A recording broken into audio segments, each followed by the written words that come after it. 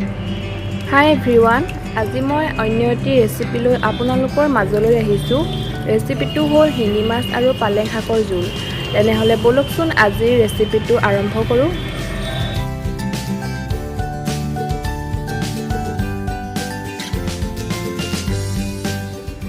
মাছকেইটা মই ধুই ভালদৰে চাফা কৰি ল'লোঁ। মাছৰ জোল বনাবলৈ হ'লে মাছকেইটা সম্পূৰ্ণ ফ্ৰাই কৰিব নালাগে, হাফ ফ্ৰাই কৰি ল'ব লাগে। এতিয়া মই মাছকেইটা ফ্ৰাই কৰি ল'ম। এতিয়া মাছ ফ্ৰাই কৰা হৈ গ'ল। জোলৰ কাৰণে মই লৈছোঁ এয়া আদা নহৰু পেষ্ট অকণমান, তেজপাত দুখিলা আৰু দুটা শুকান জলকীয়া পুৰি লৈছোঁ। এইফালে ৰাখিছোঁ পিঁয়াজ আৰু এইফালে ৰাখিছোঁ এটা বিলাহী।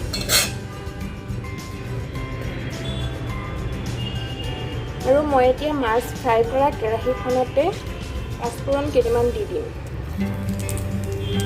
পাঁচফোৰণকেইটা ফুটাৰ লগে লগে দুখিলা তেজপাত,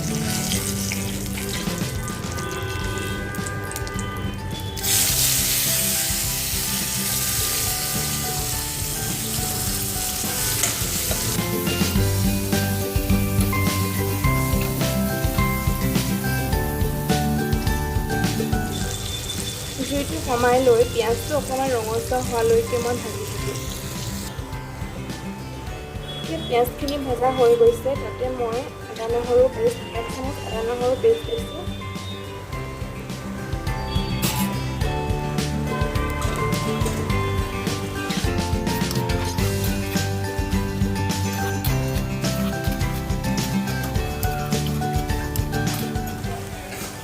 আদা নহৰু কেঁচা গোন্ধটো যোৱালৈকে মই অলপ সময় ভাজি থাকিম।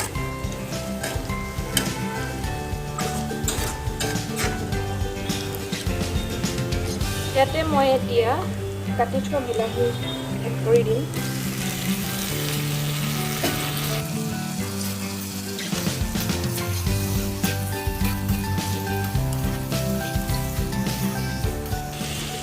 বিলাহীখিনি অলপ গলিবলৈ দিম।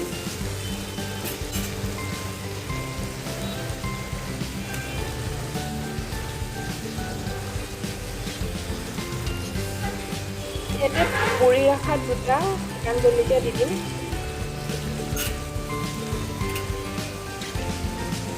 লগতে এটা কেঁচা জলকীয়া দি দিছোঁ মই। যদি আপোনালোকে জ্বলা অলপ খাই বেছি ভাল পায় তেন্তে আৰু অলপ জ্বলা ইয়াত এড কৰিব পাৰে।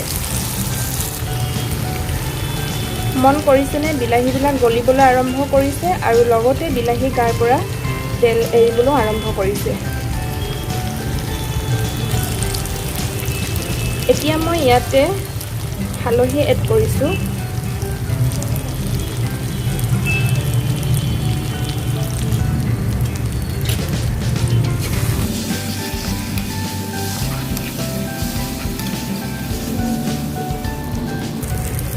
এতিয়া বিলাহীবিলাক সম্পূৰ্ণ গলি যোৱাত মই ইয়াতে পালেং শাক এড কৰিম।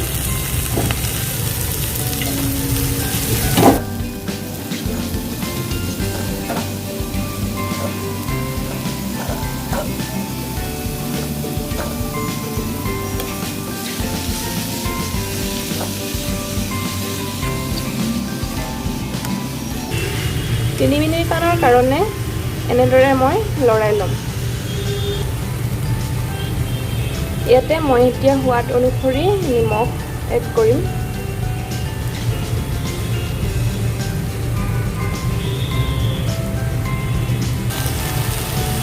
ইয়াতে মই এতিয়া এড কৰিম গৰম পানী।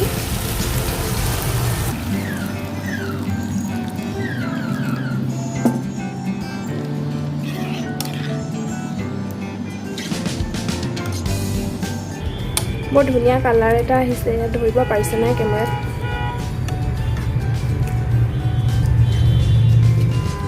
এতিয়া অলপ সময়ৰ কাৰণে মই ঢাকোন মাৰি উতলিবলৈ দিম। এতিয়া ইয়াতে এড কৰিছোঁ হাফ ফ্ৰাই কৰি ৰখা মাছকেইটা।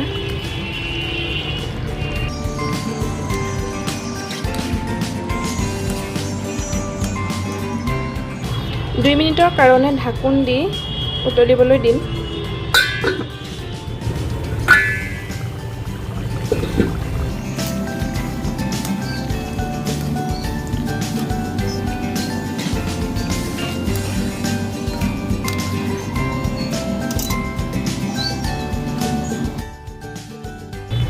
মই পেকেট মছলা ব্যৱহাৰ বৰ বেছি নকৰোঁ, কিন্তু আজি মোৰ লগত কেঁচা ধনিয়া নথকাৰ বাবে পেকেটৰ ধনিয়া পাউডাৰ ব্যৱহাৰ কৰিছোঁ।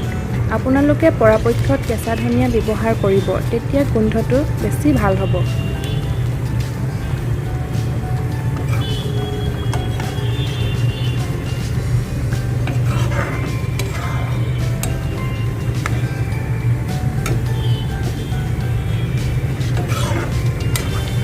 আজিলৈ ভিডিঅ'টো ইমানতে সামৰিছোঁ। যদি ৰেচিপিটো ভাল লাগিল এবাৰ বনাই খাই চাব আৰু কমেণ্ট কৰি মোক জনাবলৈ নাপাহৰিব খাই কেনেকুৱা লাগিল।